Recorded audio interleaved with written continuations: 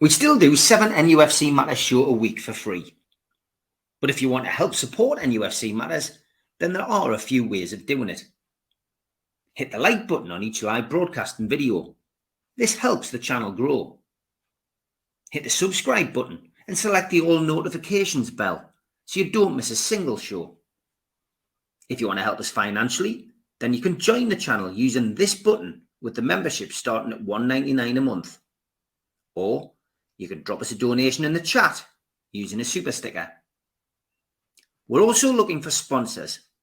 If you'd like your brand advertised on the flyers for the show and featured during the ad break, then email John at nufcmatters.com to arrange today.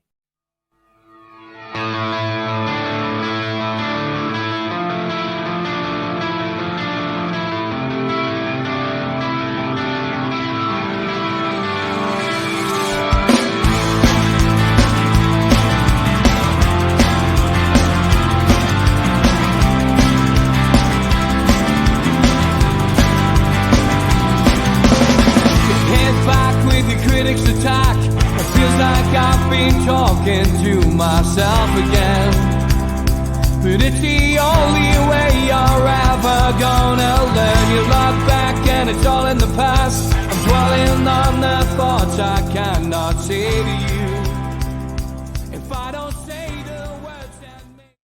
Good evening. Welcome to NUFC Matters for me, Steve Wraith, and a big thanks to newworkwear.com who got us me coat in time. I am working away this week, and as a result of that, all the shows are pre-recorded. So Monday night, Fans Forum, pre-recorded. Tuesday night, I've got a Champions League show with Melly where we'll look ahead to the Carabao Cup, of course, him being a Man United fan, and we look back at the Champions League games last week and look ahead to the Champions League games the week after. Wednesday night, those were the days, season 91-92. Thursday night, Supermac and Gibbo. Friday night, 1 hour show of the Amigos. But as I say, they're all pre-recorded. With me working away, I can't do any lives this week. Saturday will be those were the days again. That will be George season 92-93. And then hopefully, all being well with YouTube, because we've now had to pre-record this. We'll be live next Sunday with the professionals, looking back, hopefully, on a wonderful win against Arsenal with a scratch team. Anyway, on to yesterday's result. Newcastle went to Wolverhampton Wanderers, down to Molineux, drew 2-2. A point from Wolves, same result as we had last season, a point from there, another draw. But I felt like it was a point earned rather than 2 points lost. Looking at the game in balance, I felt Wolves probably could have pushed on to win if the star man hadn't had to withdraw from play. Then I thought Newcastle probably could have nicked it. But all in all, I was happy with it. It was a good game. It was an entertaining game.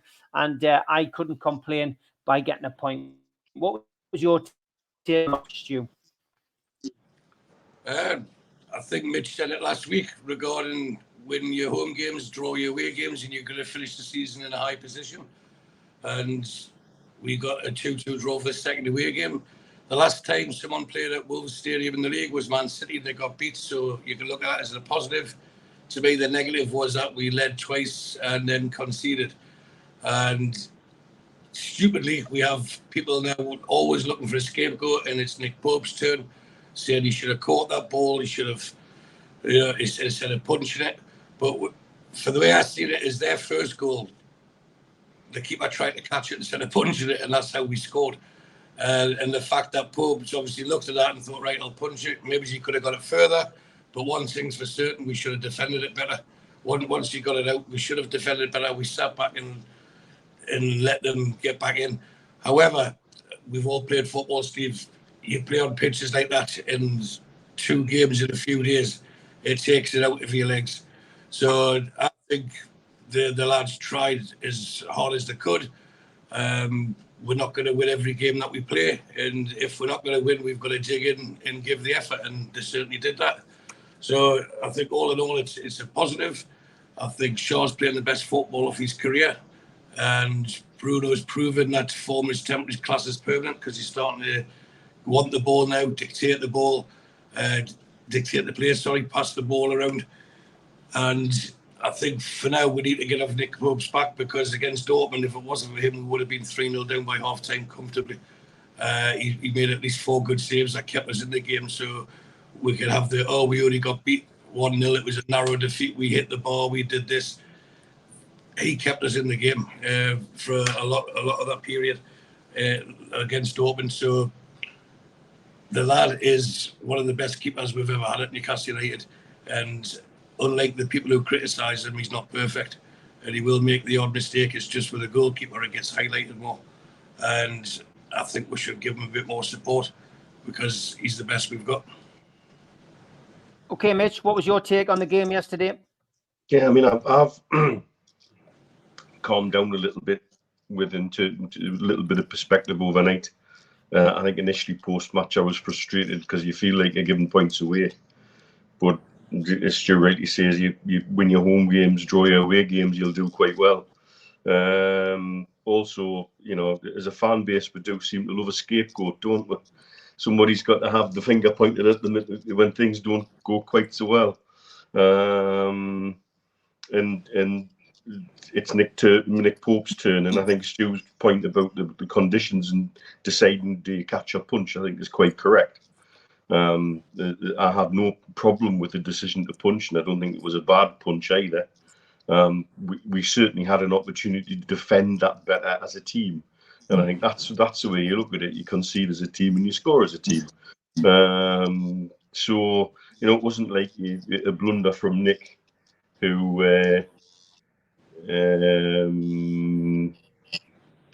you know, it's not like he's dropped the ball over the line or done something Pickford-esque.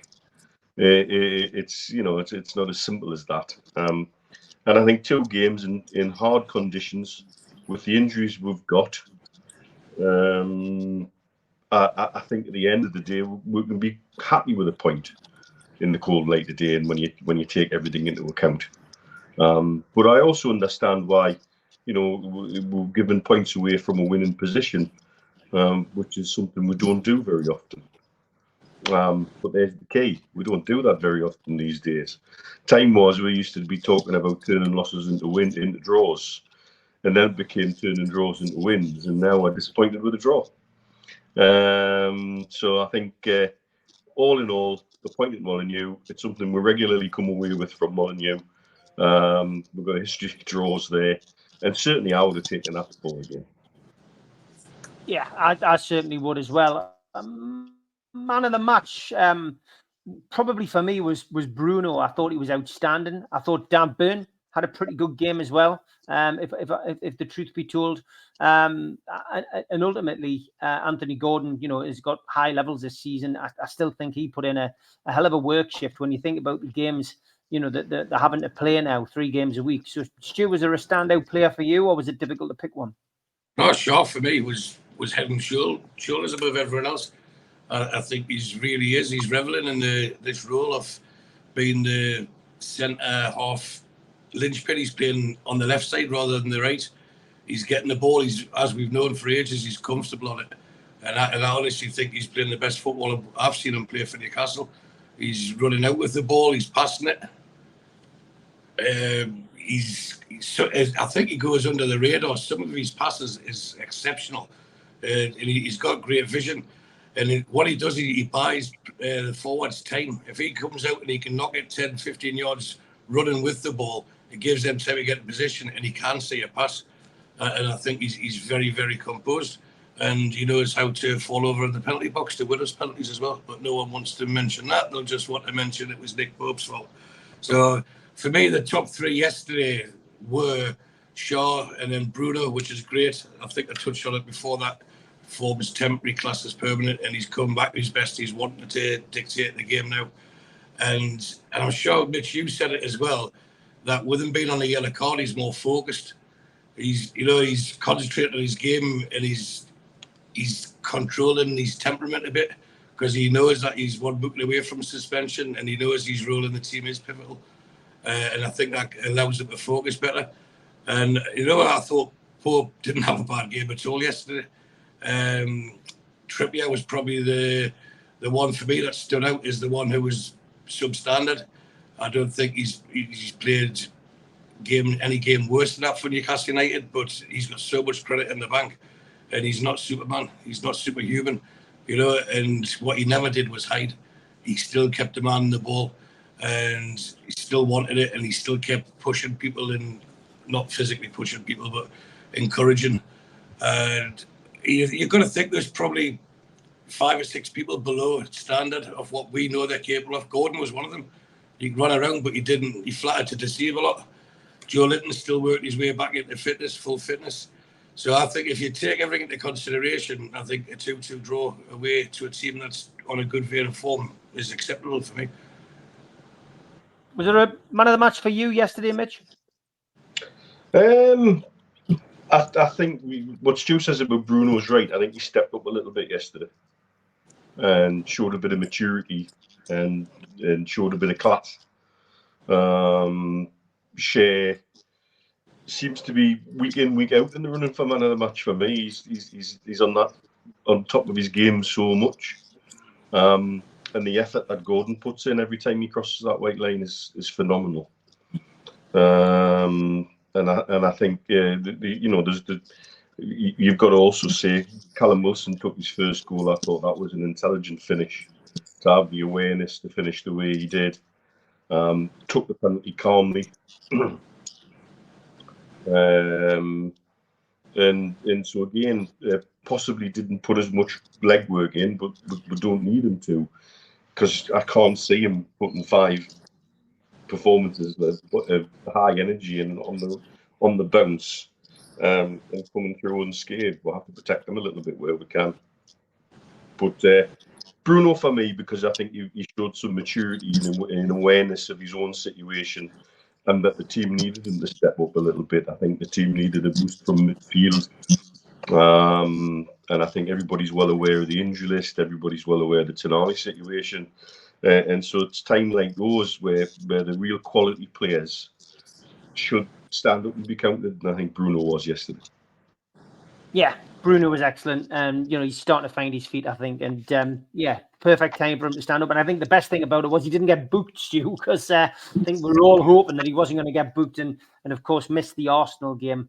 That would have been a shame if he'd done that. But I think he's starting to come into his best form, Bruno, and I think that's going to be crucial moving through the season. We heard from Eddie Howe after the match as well, and he was talking about Isak. Looks like he'll be missing for the Arsenal game and the Dortmund game, but potentially could be back for the Bournemouth game, which will give us a boost. I definitely will. Do you know what? There's a few things that have annoyed us this week regarding Newcastle, and this is one of them. We're going to get injuries. Every club has them, and it's the press that are doing the moaning on our behalf. Eddie Howe is in his press conferences, he's accepting it, and we've had some really bad luck. The thing with Tonali was unforeseen. The long-term injury to Barnes was unforeseen. Yes, you can say Isak, who didn't really have a bad injury in his career until he came to us, and then Wilson, as we know, you'd be reluctant to play him 2 games a week. But apart from that, to me, it's the psychological rhetoric from the press, and I've got some numbers to throw out, and there's a common number that comes about, and it's not 3. So what 3 words can wait till later on in another mini rant. See, what the press are saying, Steve, is Newcastle can't handle 2 games a week. Let me give you some facts. This season's 2.5 months old. We've played 2 games more than we would have had we not been in Europe. Just 2. Because we would have played an extra League Cup game. We've played 3 in the Champions League. So 2 extra games in 2.5 months. I think that's not really demanding, but they keep saying Newcastle. Aston Villa have played more than us. And Brighton have played the same, so they just like to keep pushing Newcastle, and they're trying this psychological warfare to get into the player's head, but it's certainly getting into the fans' head, and now people start believing it. And it's the flip side of the Ruud Gullit thing with Alan Shearer. Kept telling him he was bad. Bobby Robson comes in and tells him he's the best player on the planet and he's going to build a team around him. And he scores 5 in his first game for Bobby Robson when they beat Sheffield Wednesday. You can't. But if you keep telling someone that they're going to be tired, they'll start feeling tired, and that starts to look. So 2 extra games in 2.5 months. The second thing was that the press keeps saying we're struggling to match the giddy heights of last season. I think we've all heard that. It's harder this time round. Well, I think we've had a far tougher start fixture-wise than last season. If you take into account the European games, we are playing top opposition. And after 10 games in the league last season, we had 15 points. Today, after 10 games, we've got 17 points. That's 2 points better off. But don't let a good story spoil the truth there. So the other thing is, if we keep mentioning the word two, we're unbeaten since the 2nd of September. So by the time we play Arsenal, that's 2 months unbeaten in the league. But we're a team that can't cope. We're a team that's under pressure. We're a team that's struggling. It's just rubbish. Even if we get beat off Manchester United because we'll play a weakened team, we'll give Arsenal a hell of a game, and I'm sure Arsenal will be full strength against us. And they have European games next week as well, just the same as us. They will not want to be coming to St. James as a full house, and it will be under the lights because it's an evening kickoff. They won't be wanting that just before, because they've lost in Europe as well. So, but they won't mention that. There'll be all pressure on Newcastle. Don't give in to them. We're doing better than we've ever thought we could have done. Even last season, when we were pushing to get the Champions League, we're in it. These players are desperate to be playing in it, so it's a joy for them. Don't let the press put you off and start thinking that the players are tired, because the players will start believing it. We are Newcastle United, and we are climbing, and we're living in people's heads rent-free, and we're climbing that table, and we're only going to get better and better. So I think what we need to do is get behind the team instead of trying to chastise individuals. So that's just one little rant for now. I've got another 2 to come. What did you make of that rant, and Mitch? Did you agree with it? Oh, aye, and I'll add to it a little bit if we want to talk about media narratives. So the stuff we had to suffer in the commentary on this side of the world from being yesterday, where Jim Beglin is co-commentator, who obviously despises us. It's getting more and more obvious every time he comments on us how desperate he is for our opposition to score, how desperate he is for us to make a mistake, how desperately he wants to put us down every chance he gets. And then we had the commentator making some comment about the unnecessary way we've changed our shirts, especially with those colours, was the phrase I think he used. And you think, really? You want to keep that narrative running, do you? What's the point? What's the absolute point? Tell us something we don't know. We're part owned by PIF. Big deal. We've got green and white shirts. Well, crack on. We did last season too, and we will, I'm quite sure, for many seasons to come. Deal with it. Because everybody else is dealing with it. There's this narrative that wants to come from certain areas of the media that'll keep playing the same old tune and rattling the same old cages. And it's getting tiresome now. Talk about something, that's worth talking about, that's newsworthy. And that's off of official Premier League feed, by the way, in terms of the commentator and co-commentator. And we get that week in, week out. And it's just rubbish. Yeah, it is. No doubt about it. I mean, there is a media narrative. We were stuck with Don Goodman in this part of the world. And Don Goodman, of course, a former Sunderland player who just doesn't seem to want Newcastle to do well. He tries his best to be non-biased, but goes completely the other way. It's just it is embarrassing. It really is. Beglin's the same. He has this facade that he has up for the first 15 minutes, and then it slips. He can't help himself, can he? He really can't. Nah. Come on, Stu, what's your second rant? Well, this was after the Dortmund game, when you've seen all the videos of this does come to the 3 whatever it's called, the mindless, idiotic tosspots that started throwing their hands at Dortmund fans. Dortmund fans have got a reputation for being some of the best in Europe, the most welcoming and everything else. And you know what? They need a good hiding, or they need to get some jail. The police are there. They should be arresting these people. And to me, it tarnishes and it puts a stain on the very good reputation Newcastle fans have earned, I suppose, over the last few decades, home and away and abroad. And you get some idiots who probably aren't even go to the match, just want to start punching people. It's stupid, and they don't think of the potential repercussions when Newcastle travel to these places, because social media, you get to see everything now, don't you? So there'll be some German knackers over there thinking, oh, well, it's all right to go punching. And that could be someone's son, someone's daughter, someone's sister, someone's brother who's innocent and ends up getting punched, or even worse, because someone can't handle the drink. If you want to have a fight, but don't go and have a fight with people who aren't even looking for it, and don't do it under the banner of Newcastle United. It really, really does annoy us. You know, we're better than that, or we should be better than that. We should be welcoming these fans to our city like every other fan. If you talk to Mitch and myself, both live abroad, as you know, Steve, you travel a lot around the country. Everywhere you go, you have people who have got wonderful stories about their visits in Newcastle and how welcome they were. Why should a couple of idiots spoil that? So hopefully it is a couple of idiots or mindless idiotic tosspots, for the 3 words, and it doesn't start gathering pace. We've got Milan coming at the start of December, or in middle of November, and then is that going to be an excuse because of what's happened with Tonali? Oh, let's throw some bands at some Italian. It's crazy.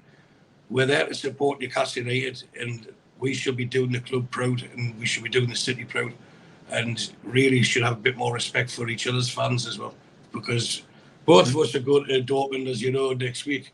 We could just be minding our own business and someone decides to crash a bar stool off our head because his son or his nephew got punched in Newcastle. You know, and it gets worse. Things like that really, really does boil me urine. And it shouldn't be like that. Not now. Not now. The times have changed so much since we were younger.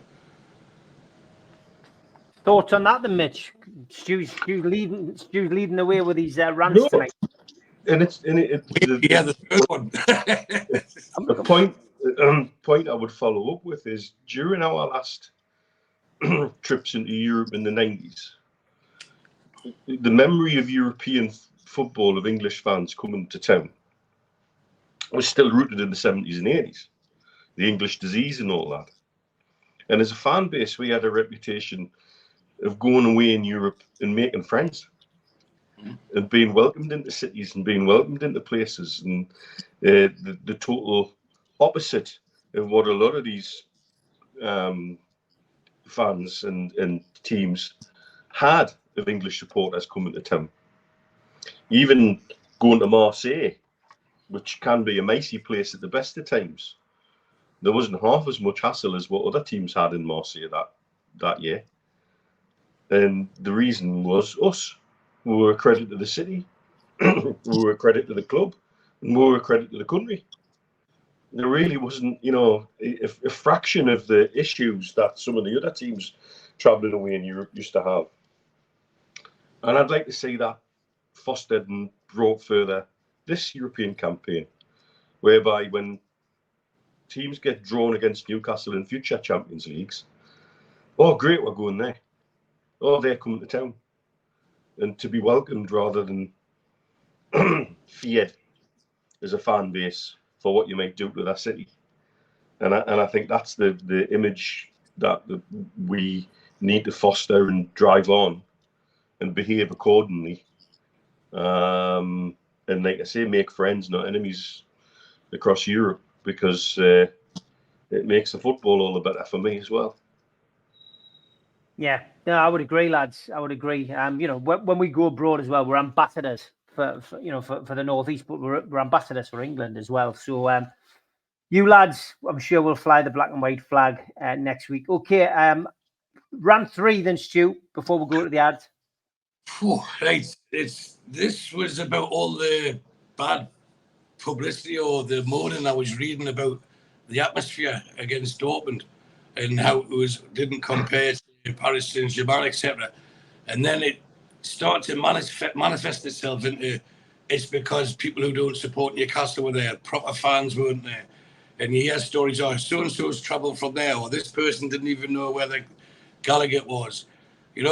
This is the price on the tickets of success. This is what helps our club grow. But if we're being realistic, let's say at a maximum, and I stress maximum, 1,000 of these fans were in the ground. Should that really affect the atmosphere? What we should be doing on the theme of welcoming people is this your first game? You're going to get the bug. You've got it for life now, my friend. Right, come on, sing song. The atmosphere is always better at away games. This facade of how Newcastle's brilliant home atmosphere. It's not. It's flat more times than it's bouncing, and that's away games as it used to be. And this is where the run starts coming. You end up going on trips with your pals. You have a few beers.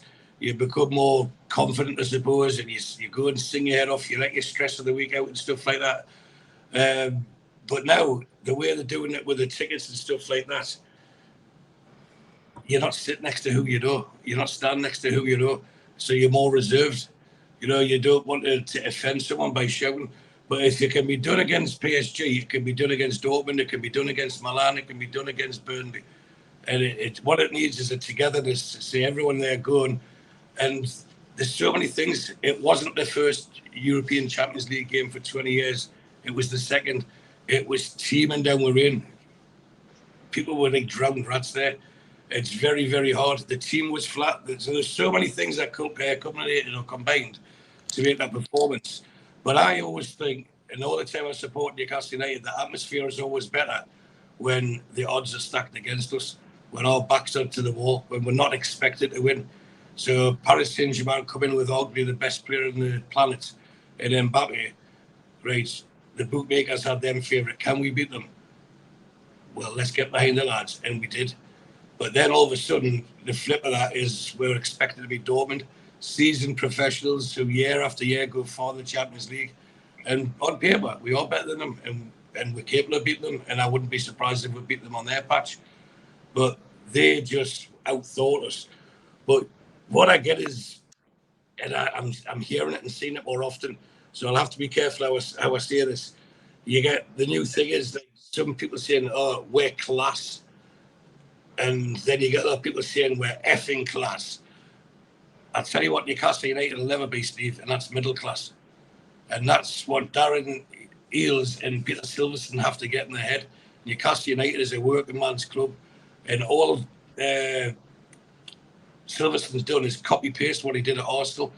Well, I'm sorry, he's going to have to realise that the North East isn't as affluent or has as much disposable income as what the North of London has.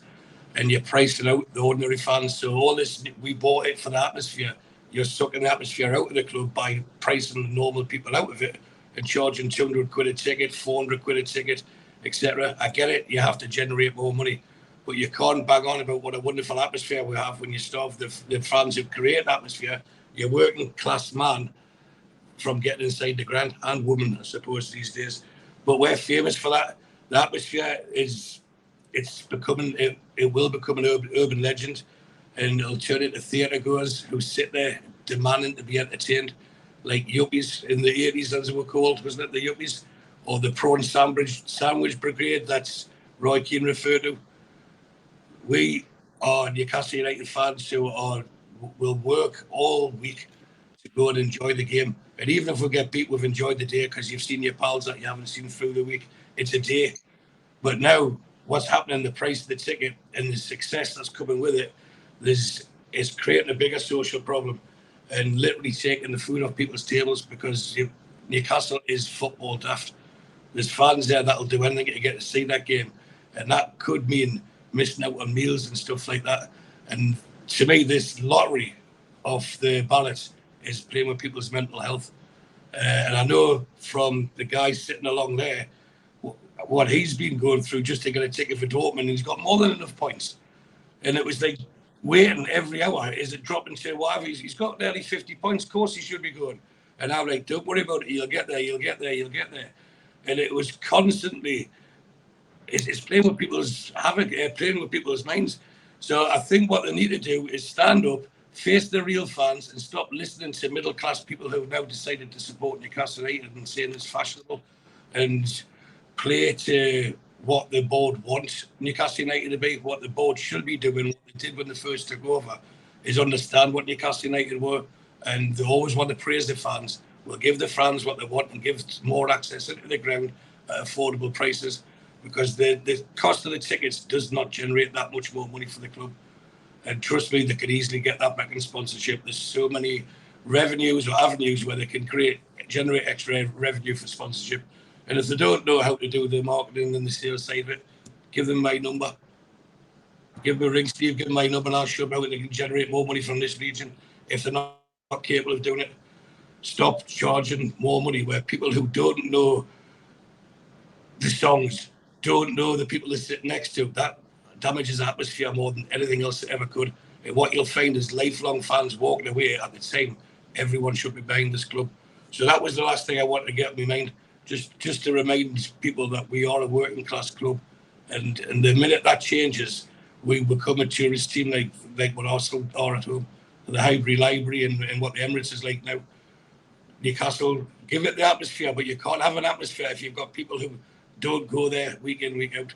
So there is solutions, and we could talk all day about how to solve it. And I didn't mention the word ticket problems. So it's who they're going to and how they're doing it, and it's wrong. I know people who have applied for every ballot and haven't got one, and I know certain people who have applied or claim to have applied for every ballot and got one, and it shouldn't be does your face fit, and that's the way it's coming across, because it's not transparent, and that's the issue. No one knows how this ballot's done. Is it first come, first served, or do they wait till everyone's in and then how do they draw it out? Have they got a big tombola sitting at HQ and spin it around and dip their hand in? Does someone walk around with a big magician's hat and say, right, pick 3 numbers out here, right? They're the ones that no one knows how it's done. And until there's more transparency, that's what causes the what's becoming now animosity amongst fans. And when you see lifelong fans not wanting to go or can't be bothered to go, it's a dangerous game to play, because that gets passed on to their children, and that's the future of Newcastle United. Mitch, that's a hell of a rant that Stu's got on. What's your feeling on that one? No. Again, this is the culmination of a lot of the problems that people want to talk about week in, week out, and why people get frustrated with talking about tickets and talking about ticket allocations and talking about how people get tickets, the way they get tickets, where they get the tickets from. But in doing what they're doing, the club have refused to acknowledge in any way, shape or form that where they want to go with this has created problems, and they will claim they're trying to stop one problem, but in trying to do that, they've created 4 or 5 other ones. It's also part of the growing pains. We're growing quickly and we want to be global. And the price on the ticket of globalization is there will always be a degree of, if you want to call it tourists or day trippers or whatever you want to call them. And we should welcome that, because it means people want to come and see you. It means we're getting where we want to be as a club. And you can't have one without the other. We can't remain parochial and inward looking and not looking beyond the River Tyne. But at the same time, I think it needs to be balanced, and I think we've lost that balance a little bit. You know, I've heard all in the last couple of weeks, some of the conversations I've had has blown my mind about where some of the tickets are ending up and who's using some of the tickets. I know someone who was given a corporate ticket recently and ended up sitting next to a lad from Sharjah, which is another one of the Emirates in the UAE, who works for Etisalat, who are the communication partner of Man City. They're the biggest telecommunications company in the UAE. It's like, well, how the hell does he end up with a corporate ticket? What's the path that's taken that to there, you know? When somebody who would be desperate to go is now on that 8th ballot and they've missed out on all 8. And it just doesn't seem right. It's that kind of imbalance that's causing some of the problems. And again, because we're great at the fan base is finding fractures and pouring water on them to see how wide we can blow them, that's what it starts. It starts some of that, well, it's them and it's this one and it's that one. And it's all turning the guns inward again. When to be truly global, we've got to get rid of all of that. However, it has to be done in the right balance. And I think it's because it feels unbalanced at the minute. And I'll say this with genuine intention. I think the club are working harder for me as an expat fan than they are for somebody sat at home in Newcastle wanting to get a ticket for the match. And it shouldn't be like that. I think the club supporting me as an expat far more than you guys back in the UK, back at home. And that doesn't feel right. Okay, we're halfway through the show, guys. As always, it is time for the ads. A big thanks to all our sponsors. Skips and Bins, telephone 0800 25 45 25 3. Email inquiries at skipsandbins.com. Website skipsandbins.com. Easy contract free and pay as you go waste collection. Thanks to Mr. Vicky Sauces, handmade in Cumbria. You can find out more about them from their website, mrvickies.co.uk, or by calling 01768 210 102. Thanks to Media Arts for all the help with the video side of things. And thanks to United Group Travel, UK coach holiday firm based in Morpeth. There's no strangers on their tours, just people you haven't met yet. They're now taking bookings for 2024. You can call 01670 632 460, 0791 666 4174, or 07957 141 654. Or go to the website unitedgrouptravel.com. Please subscribe to the channel. Hit the subscribe button underneath the video today. We still do 7 shows a week. Hit the thumb up under the video to like it. It does us a big favour. Click share to share to your other social media and let people know about NUFC Matters. We're also a podcast. You can find us on iTunes, Spotify, and other podcast providers. If you want to help the show financially, you can take out a £25 one-off membership. You get a scarf, a pen, a cup, and a membership card. How do you get it? Go to nufcmatters.com, look for membership. If you've got a smartphone, then put your smartphone over the QR code and it will take you straight to that section on the website. We also support the food bank on this channel. You can donate to the food bank today by going to nufcfansfoodbank.co.uk. We do support events on this channel as well. If you've got an event, please send it in and we'll promote it. The Tyne Theatre and Opera House are doing a Keegan, Beardsley and Waddle event, the Class of 84, 25th of January 2024. Book now by calling 0844 249 1000. And the Tyneside Irish Centre, they're doing an event with Frank Clark and John Gibson on Thursday, December the 7th. You can get tickets from nufcmatters.com and they are priced at £15. There's also some tickets available on Groupon. Don't forget, you can catch me 5 days a week, Monday to Friday, with Rye, Dave, and Daz on the Northeast Footy Brekkie Show, 7 till 9. And you can catch us on the Red, the Toon, and the Cat, and on Toon Radio's website. WhatsApp us on the day 0330 043 2002, the perfect way to start your day. Okay, 20 minutes left, and NUFC Yoda says, hi lads, question for the professionals. Is there anyone from the academy that you think might get some game time against Manchester United this week? Alex Murphy looked good in pre-season. There may be an opportunity to give him some minutes and give Cher a rest. I mean, there's going to be changes, isn't there, Stu, in this game? Oh, definitely. And I'm quite surprised Alex Murphy hasn't been involved more. I was really impressed with him for the pre-season, especially the games he played in the States. I thought he looked the part. I don't know, there's a big difference between a friendly kicking about and stuff like that. But if you're good enough, you're old enough. And they obviously thought enough of him to take him there, and he didn't do his... well, I don't even know what I'm going to say now. He didn't let himself down, put it that way. No. You know, so if you've got someone like that in this game, it'll be a shame if we get beat off Man United after beating Man City. And, you know, it's the old thing, you beat the best team, so you should win the cup. And there's still some very, very good teams in that cup. And I think we'll go weaker because people need a rest. But there's some exceptional players. The squad is a lot thicker.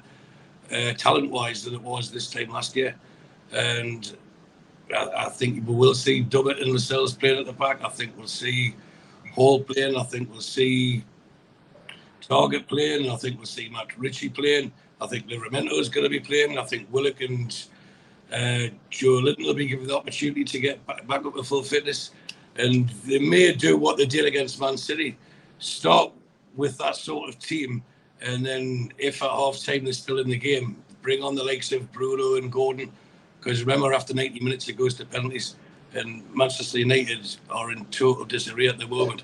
So they've got a conundrum as well, that their manager, does he go full strength and risk not beating under strength Newcastle, because that could be the death knell in his job, or does he go weak and then risk that their reserve team is better than our reserve team? So to me, it's going to be a very interesting game. Unfortunately for me and Mitch, it's on very late because the clocks went back, haven't they? The clocks went back today, last night for you, but they didn't yet. So now it's 11:15 at kick-off for me and midnight midnight for Mitch on Wednesday night. But we'll be watching it without a doubt. And whoever he puts on that pitch, will all have a point to prove. And whether we get beat 4-0 or win 4-0, I'll still support them on Thursday morning. Yeah, players from the academy, Mitch. Players from the academy. What's your thoughts? Look, I think Murphy and Maley will definitely be involved in some way, shape, or form. I think Maley's injured, Mitch. Oh, is he injured? I think he had glandular fever or something, didn't he? He had some kind of. Yeah, he did, didn't he? But it certainly wouldn't surprise us that if they're available, they'll be at least involved. I think the biggest thing for me yesterday was the lack of substitutions from Eddie Howe. Probably shows what he's thinking is for the next game. He seemed to be resistant to bringing Livramento on or Hall or Target, which I thought probably in a normal week he would have done. I think it reveals his thoughts for Wednesday night. He didn't want to put someone on in those conditions and find somebody picks up an unnecessary knock when he's got no intention of playing certain players on Wednesday night. Let's see if I'm proved right or not, but I think you'll find Livramento will be in that back four. I think Dummett will be. I think Target will be. It wouldn't surprise me to see Hall put a shift in midfield. He's certainly going to mix it up, whatever he decides to do. And I think the lack of substitutions yesterday is a little insight in where he's going, in terms of thinking a team selection for Wednesday night. And if anybody from the academy is ready and they feel he's ready, he should be. We should be happy and comfortable for them to be in the squad. I think you're right about Murphy looking good in pre-season. He certainly didn't look out of place. Sometimes when you put a youngster in a situation like this, they look massively, even in a pre-season friendly, out of place. And he certainly didn't. He looked quite calm and composed on the ball as well.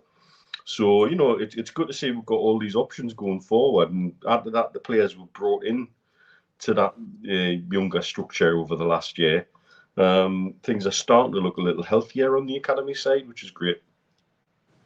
Yeah, I mean, it's something which Newcastle will work on, over the course of time, bringing players through and signing players.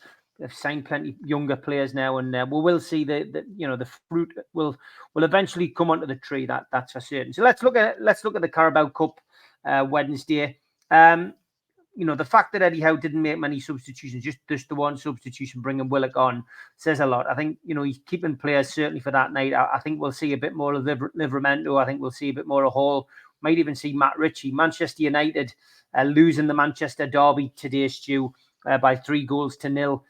Didn't just lose it. They were absolutely mullered today, to be honest. Man City, I watched the game, dominated from start to finish, went through the gears. And, there's some players there just what you would call Manchester United class. I watched Anthony lucky not to get sent off with his stupidity towards the end of the game. It bodes well for Newcastle. If Newcastle can go without any more knocks or injuries, I think even that team that started on Saturday could easily beat Manchester United on Wednesday and get through to the next round. What's your thoughts? And where do you think Eddie Howe prioritising this competition still? Or is he, because it's a balancing act at the moment, especially with all these injuries? I think he wants to win every game. There's no doubt about that. And of any competition we're in, this is probably the one we've got the best chance in. But again, then you flick back to the commercial side of it. It's the one that gives you the least amount of money. And these players have, like I said, they've had 2 heavy games on pitches.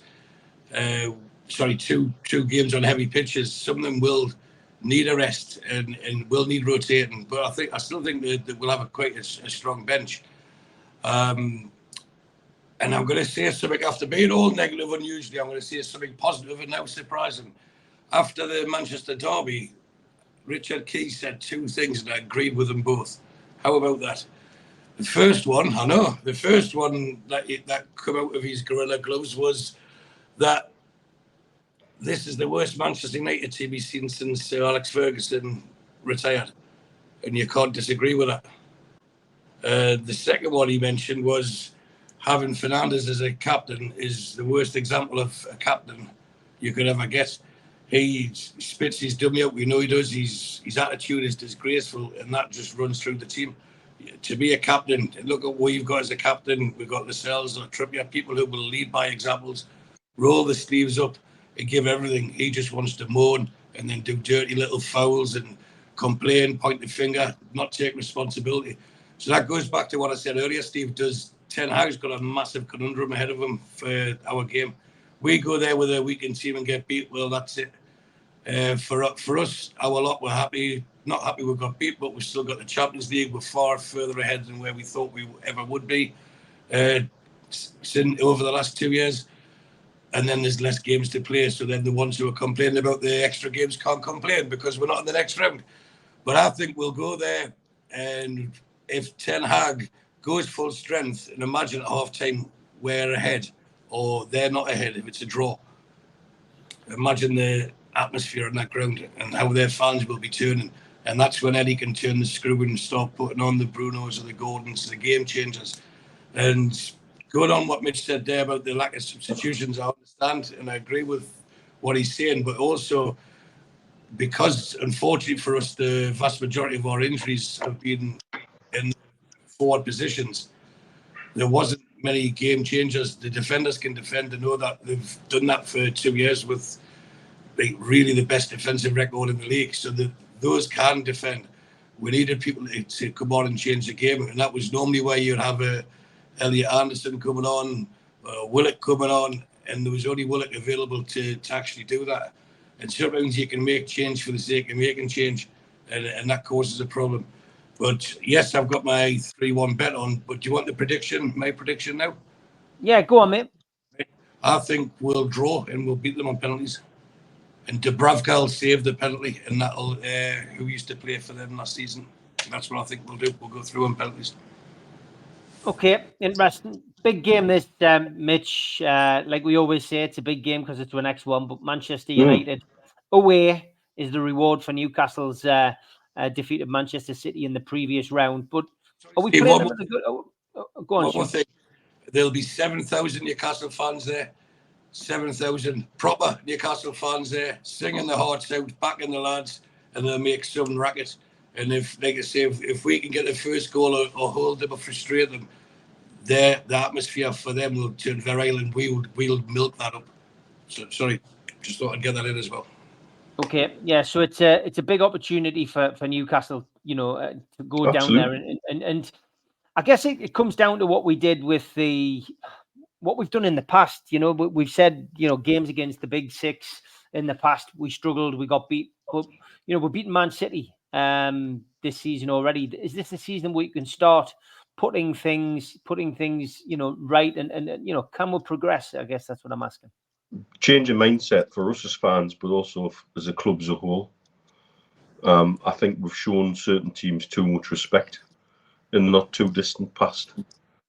And now I think we're quite happy to believe that we're there on merit, and we're there not just with a puncher's chance, but with a genuine chance. And I think that's a big shift in mindset. You want to see another example of what's going wrong at Man United at the minute? Look at how they've handled Jadon Sancho. Ostracised away from the team, things being leaked to the press, discussing his mental health in public, being made to eat his lunch in a different building from a packed lunch box. That's not leadership. That's bullying. That's pure and simple bullying. You look at how we handled Fraser when Eddie Howe decided Fraser was no longer to be involved with the first team. He was with the under-23s. He was training with the young'uns. Not a peep from Fraser or his agent about how unhappy he was and that he wasn't being treated right. Not a peep at all. He went off to Southampton with nothing but good things to say. That's management. That's leadership. Handling a situation with a player doesn't necessarily have to mean total animosity, but this is what's happening with their manager and a very highly played, promising young player who's probably now kettled from the experience. He probably might not ever be the same player again. So we'll go there, saying how much is wrong. We've got a genuine chance there of very, very, very much upsetting people, left, right, and centre. And if we can do it with a weakened team, all the better. But I think it's just about the mindset, going there, believing we can, and knowing we've got nothing to fear anymore. And as I say, it's not just about having a puncher's chance; it's just having a genuine chance at turning a win with a team who really can't do right for doing wrong at the minute. They seem to be all over the place, and there's probably never a better time to try and do something like that with a weakened team in the Carabao Cup. Yeah, your prediction for that game, then, Mitch? If I'm honest, I think we'll lose. I think we'll get beaten. But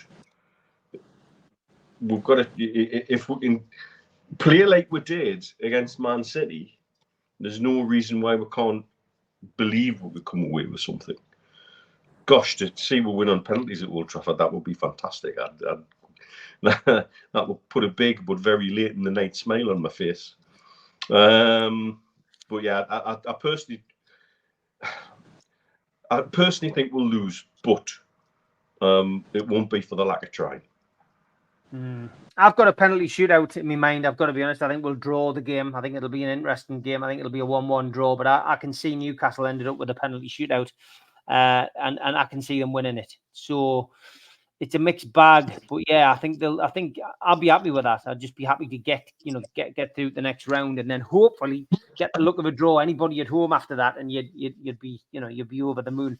Before we come back as well, of course, we've got the league game, Stu, on Saturday. We've got Arsenal at home. Now, obviously, it's always difficult when you don't know the situation, against Manchester United. We don't know, has there been any more injuries, etc.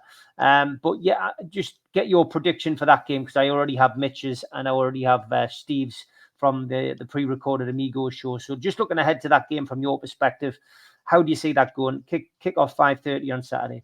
Yeah, well, I just had a little smirk there because Mitch said we'd get beaten. Both you and I predicted we'd win on penalties at Old Trafford. And then the reason I was laughing is if that's the case, it's going to be about 2:30 in the morning for Mitch by the time he finishes. So, it's probably why he's wanted it done in 90 minutes. But I think we'll go to Old Trafford with a high energy, younger players, but Arsenal will have players that have had time for rest. And I think they'll come back with a bit of a point to prove, because they may feel hard done to. It's not often that we've been pegged back twice as we were. They've still got to be in the bonnet about losing to Dortmund, the fine margins that we've discussed many times. So I think we'll have Arsenal, and that'll be their main priority. They won't be thinking of games after that, like Dortmund away. They'll just be, the sole focus will be on Arsenal. I think we'll take the game to them, and I can see it being 2-2. Desmond again. Okay, great stuff, lads. Pity it wasn't live. We did try. I'll put this out now. Thanks, as always, for joining us. Thanks to you for watching. Hit the subscribe button if you haven't already done so. I'm Steve Wraith, and that was Mitch and Stu and the professionals. We will be back live next Sunday. Take care. See you, lads. Cheers, everyone. Cheers.